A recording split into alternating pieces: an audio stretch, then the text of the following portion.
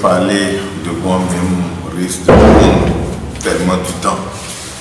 Je ne sais pas quelle dimension de moi je dois vous exposer, mais je suis Sylvain Adoro, alias Maître Bobos. Je suis un mystique chercheur, je suis socio-anthropologue, je suis du genre à attirer mes expériences du vécu de tout le monde et de la manifestation des lois naturelles révélées par la nature elle-même. Et donc je suis un observateur de la nature. Je regarde beaucoup de choses, et beaucoup de choses me donnent l'inspiration ou m'enseignent. Ce qui fait que rentrer dans le secret de l'invisible n'est pas très compliqué pour moi, même s'il reste tellement de choses à découvrir. Mais je sais que je suis sur la bonne voie parce que beaucoup de ceux qui avaient fait avant moi, les grands philosophes, les grands sages de la tradition, surtout de la tradition, m'inspirent beaucoup. Je veux citer le roi Rubadja, je vais citer l'érudit, le sage, le Dieu vivant, l'homme Dieu, Orunmila, qui m'inspire beaucoup à travers la science qu'est le Fa.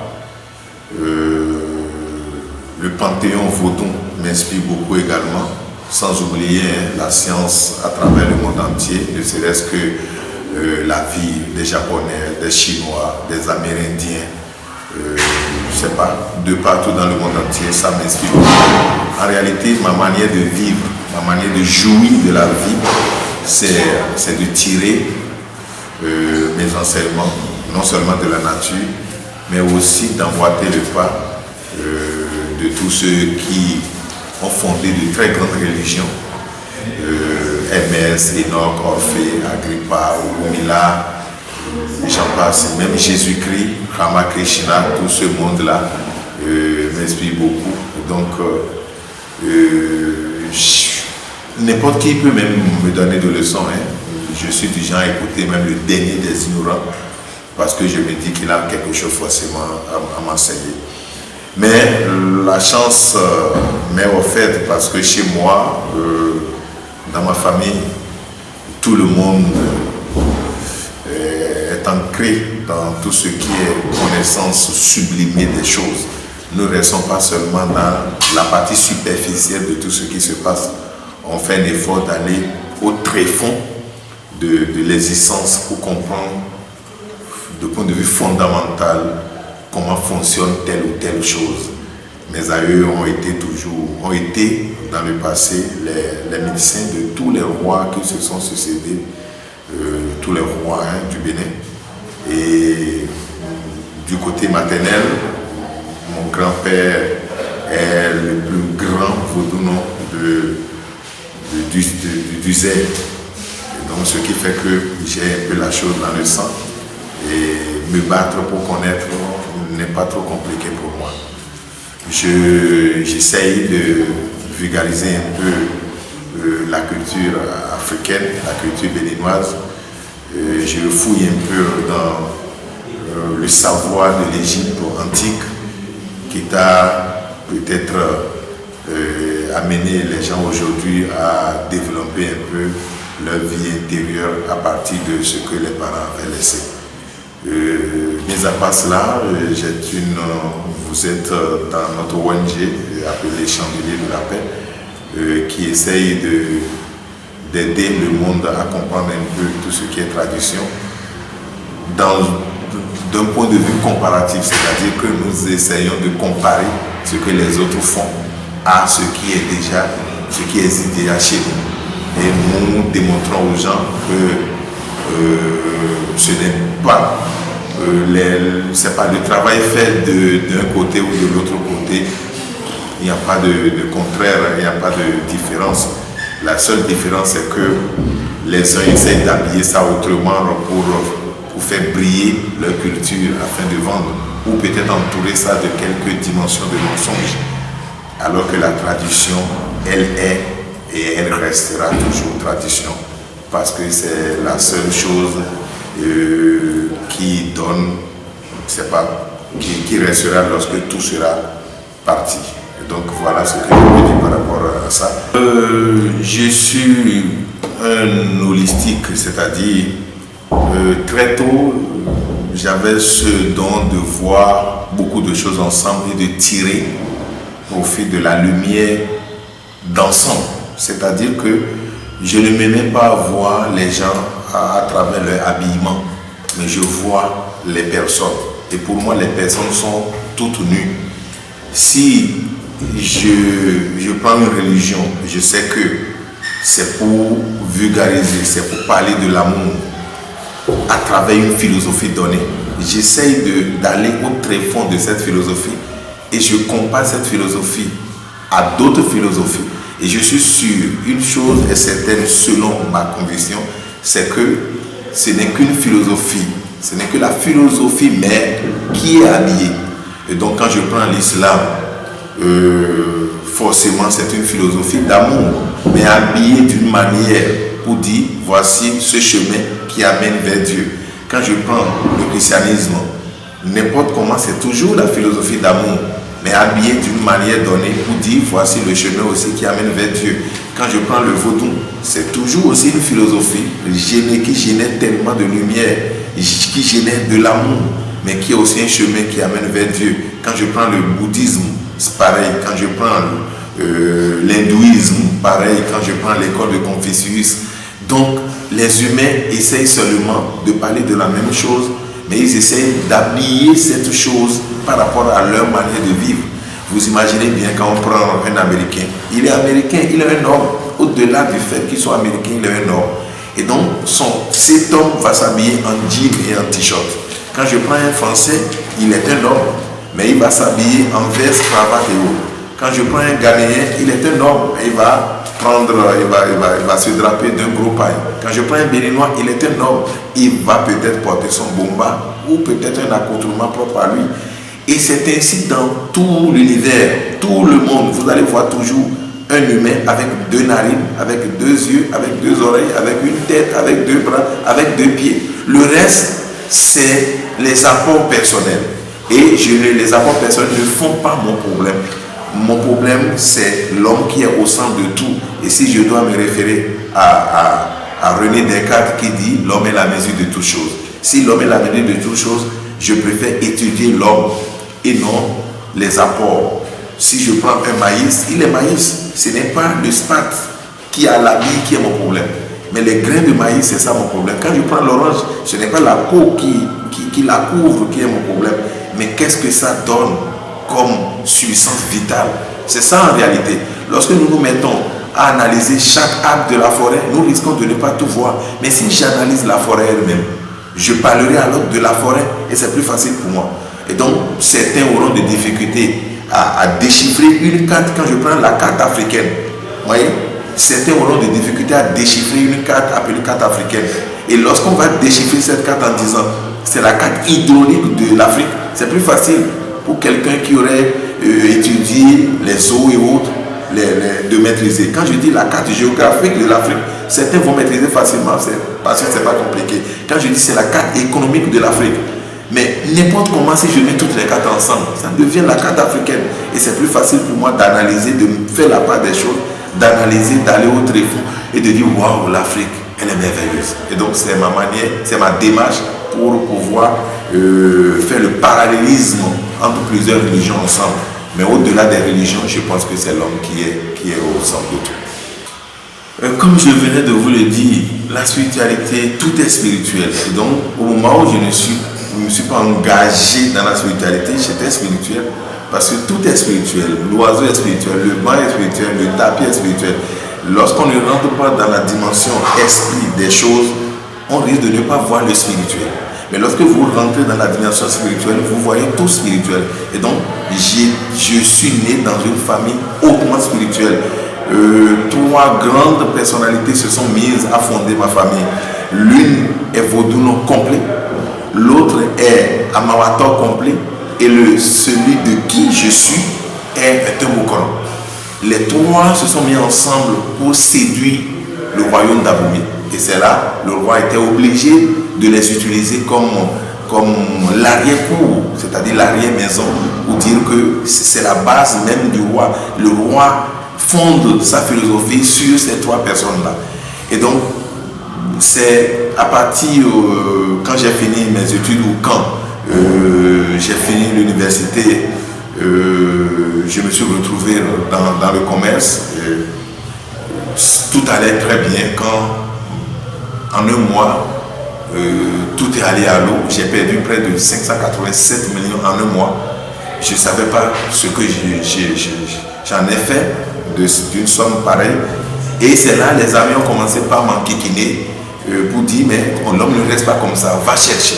Et c'est là j'ai commencé par aller de gauche à droite, de Bokono en Bokono, d'Ambawato en Ambawato, de Vodouno en Vodouno, pour comprendre. Parce que je voudrais vous dire que très tôt, quand même je vois la pluie battre un vaudou, je vais cracher toute la journée, je ne mange même plus.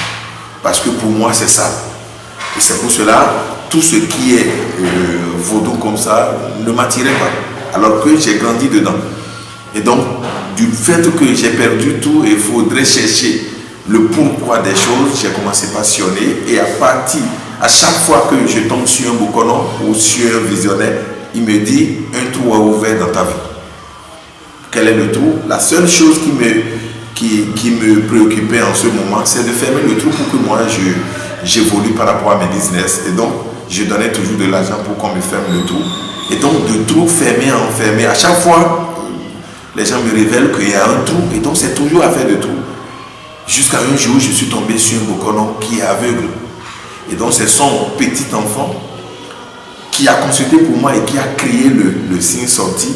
Et un autre Bokono, plus âgé que lui, a pris le relais en me disant tout simplement un trou est ouvert dans ta vie. Alors que c'est un autre qui a jeté le chapelet, un autre me dit à une distance de près de 50 mètres de moi, monsieur, un trou est ouvert dans votre vie, si on ne le ferme pas, c'est dangereux. J'étais impatient de comprendre pourquoi toujours le trou, alors que je recommande à ces érudits de me fermer ce trou. Mais subitement, le vieux aveugle a pris la parole en me disant, mon fils, ce n'est pas un trou, c'est deux trous. Alors, ça a attiré un peu mon attention. Je dis, il y avait un trou et tous ceux qui étaient censés m'aider à fermer le seul trou m'ont creusé un second. C'était mon raisonnement. M'ont creusé un second trou et j'ai demandé au vieux, qu'est-ce qu'il faut faire pour fermer le trou? Il dit, vous allez me trouver 30 000, non, vous allez me trouver 28 000, je vais vous aider à fermer le trou. J'ai mis la main dans ma poche, je lui ai remis les 3 derniers billets de 10 000 qui me restaient. Je lui ai remis. Mais en sortant de la maison, j'ai eu une inspiration et je me suis retourné, j'ai dit, papa, ne faites rien garder l'argent. Si les trous sont censés me manger, qu'ils jouent leur rôle, je n'ai plus rien à faire. Et c'est après cela, j'avais des dépôts sur les bras, je suis grossiste de boissons sur les bras. Un ami était venu me voir pour dire qu'il veut fêter son anniv et je dois lui vendre des boissons à crédit. Je n'ai pas refusé, c'est un ami. Donc, il a profité pour me donner une invitation, une carte d'invitation. Et je me suis retrouvé dans sa maison vers 22h30. Une fois garé, le véhicule garé, tout le monde a commencé à crier « Beau boss, beau boss ». Et c'est là, un vieux est sorti, est descendu de sa maison à étage avec de cola. Et il dit « C'est beau boss ». Ils ont dit « Oui, c'est beau boss ». Je n'étais pas du tout dans le domaine de l'esprit. J'étais juste commerçant. Il dit « Qui veut me voir ?» Il a demandé d'abord à mon ami là, dont le nom, je peux même dire, s'appelle Benoît Habib. Il dit, c'est beau, on a dit oui. Alors, il m'a dit de le suivre. Et dans sa chambre, je tiens à vous dire, tenez-vous tranquille, il a au moins 90 ans. Et c'est un docteur en droit. Il s'est mis à genoux avec un gros livre comme ça. Et il dit, ça fait 3 mois, je n'arrive pas à dormir la nuit. Parce que dans mon rêve, on me dit de remettre le livre, qui est un livre de la famille. Tous les secrets de la famille. Alors que je ne fais pas partie de la famille, on me dit de remettre ça à un certain boubou, je ne le connais pas. Donc il s'est mis à genoux pour me donner. Pour moi, je ne connais rien, je n'y connais rien. J'ai pris le livre, au-dehors, il y avait la fête qui m'attendait. Donc pour moi, il faut fêter, danser et rentrer. Donc j'ai pris le livre gros comme ça, et je suis allé fêter et je suis rentré. Je suis allé chez moi. Mais le lendemain matin, mon père m'a rendu visite, mon feu père m'a rendu visite. Et je devais servir certains agents commerciaux avec lesquels je travaillais. Et quelque chose m'a dit d'ouvrir le livre, et j'ai ouvert le livre, et je suis tombé sur un phare, Tchétoula Clébo. Et il y a une chanson en bas de ce phare qui dit Tchétoula Mayaoudé, Aonolek Bebeniko. J'ai dit, mais c'est quoi ça? Et bizarrement, la chanson est restée dans ma bouche. Donc, en travaillant, je fredonnais ça. Et mon père dit, mais tu chantes quoi? Je dis, mais j'ai trouvé ça. Il dit qu'il ne veut pas entendre ça et qu'il ne veut pas qu'un enfant se dirige dans un domaine comme ça. Ah, je suis du genre très curieux. Quand tu me dis quelque chose comme ça, c'est une manière de me pousser vers la chose. Et c'est là, quand il est parti, j'ai pris le livre, je suis allé faire la photocopie. Parce que je me suis dit, et si un jour les enfants de ce monsieur venaient me voir pour réclamer le livre de leur famille, je ferais comment? Donc je suis allé photocopier le livre. Imaginez-vous une photocopie à 15 francs en ce moment, et j'ai payé 6500 pour photocopier. Donc vous pouvez déjà imaginer l'épaisseur de ce livre-là. J'ai photocopié, et en rentrant, j'ai trouvé je ne sais pas, une structure où on peut faire la revue des livres. Je suis allé chez le monsieur, il m'a pris de l'argent, je crois 1500 pour me relier pour me faire la revue, et je suis rentré. 2 dimanches plus tard, j'étais allé au sport, on jouait, c'est devant ma maison, même on jouait. Quand le gars qui m'a fait la photocopie est venu, j'ai fait la photocopie à DJ, non, à la zone de Panthère Noire là-bas, je ne sais pas comment on appelle, je ne sais pas, VK là-bas, j'ai fait la photocopie. Mais je ne sais pas comment ce monsieur peut me repérer et repérer même ma maison. Et il est venu me dire, s'il vous plaît, le livre que vous avez photocopié, je veux l'avoir pour faire la photocopie. Et systématiquement, par une inspiration, j'ai dit, le livre c'est pour quelqu'un et je l'ai déjà remis. Il est parti, ça ne fait pas 5 minutes. Le gars qui m'a fait la revue aussi est venu pour me dire, monsieur, le livre que je vous ai aidé à relier là, et je voudrais prendre ça pour faire la photocopie. On a feuilleté un peu, on a constaté que c'est trop riche. Et c'est là, je me suis dit, je me suis opposé à sa demande aussi. Et c'est là quelque chose me dit, va prendre le livre et regarder les signes qui sortaient quand tu faisais la consultation. Et quand j'ai pris le livre, le signe qui sortait, c'était le signe Olimendi. Et tout le monde me disait qu'il y avait un trou. Et le vieux m'avait dit 2 trous. Et donc je me dis, mais va prendre le livre et regarder. Et quand j'ai pris le livre et j'ai regardé Olimendi, il était révélé qu'il y avait 2 trous ouverts. Mais il y avait une partie de ce phare que personne ne me disait. C'est que le phare là disait, tantôt les choses iront bien, tantôt les choses iront mal. Que la vie pour moi est une vie en dents de scie. Alors là, quand j'ai pris ça, je me suis dit, ah, si les gens vont toujours révéler au monde à partir de ce phare l'existence de 2 trous, moi, il y a une autre dimension beaucoup plus scientifique de ce phare que je peux révéler au monde entier. Donc, il faudrait maintenant force à tout prix maîtriser le phare et enseigner à travers le monde entier. Et c'est là que je me suis lancé. Mais je suis du genre, quand je rentre dans une dimension, je ne reste pas à mi-chemin. Je vais jusqu'au bout. Et c'est ce qui a fait que j'ai continué mes recherches jusqu'à aujourd'hui et je ne compte pas finir demain. Oh, l'histoire des naïfs, c'est trop. Je crois que si on devait écrire un livre, on risque de créer un livre de près de 1000 pages. On ne peut pas. C'est pour dire que j'ai mis les Minonans, surtout les mères des rois d'Abomey, parce que dans l'homme qui atteint un niveau donné, comprend la dimension suffisamment forte de la femme, ou bien du féminin sacré. Du féminin sacré, parce que lorsqu'on vous dit tout le temps derrière un homme se trouve une femme, alors ça veut dire que ce qui est révélé au monde entier c'est l'homme. Derrière un homme se trouve une femme. Et donc ce qui est derrière personne ne voit. Mais qu'est-ce que cette chose a de sublimer? Et on le cache. Parce qu'il doit rester derrière. Et dans mes recherches, j'ai compris que le féminin sacré est toujours caché. Quand vous rentrez, vous prenez même un homme debout. Ce qui détermine son caractère homme, c'est son sexe masculin. Et donc même en pantalon ou dans un short, on peut déjà caricaturer à peu près ce qu'il a dans le caleçon, n'est-ce pas? Mais quand vous voyez une femme, pourquoi pour la femme est beaucoup plus rentrée dedans, alors que pour l'homme est sorti? Alors je me suis dit, le sacré des sacrés, c'est la femme, et il faut chercher à connaître la femme. Et connaître la femme, ce n'est pas une activité facile, parce que la nature dans laquelle nous sommes, elle est femme. C'est pour cela, à l'église, les gens vont dire Marie, mère de Jésus, mais on ne parle pas de Marie, mère de Jésus, on parle de la dame nature. C'est la dame nature qui est appelée Marie, qui est l'anagramme du mot aimer. Et donc, à travers son amour profond, elle a permis à ce que tout ce qui est vivant soit. Elle a permis à ce que vous connaissiez, vous viviez, et beaucoup d'autres choses aussi vivent. C'est ce qui m'a amené à faire mes recherches.